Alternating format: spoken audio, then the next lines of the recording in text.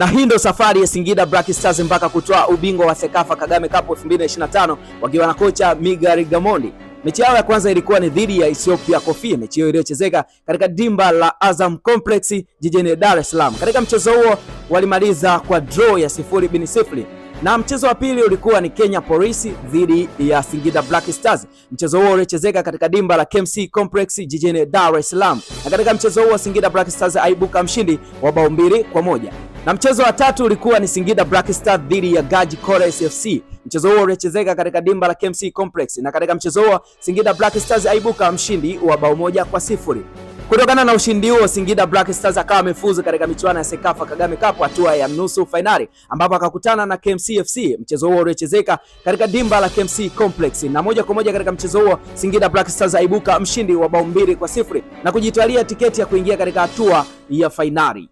Na katika hatua ya fainali akakutana na Al Hilal Omdurman kutoka Sudani Kusini, na moja kwa moja katika fainali hiyo Singida Black Stars aibuka mshindi wa bao 2-1, mabao yote yakifungwa na Clatous Chota Chama ndani ya dakika 20 na ndani ya dakika 57 ya mchezo. Lakini kwa Al Hilal Omdurman bao pekee walilolipata katika mchezo huo lilipatikana ndani ya dakika 61 ya mchezo kupitia Taha.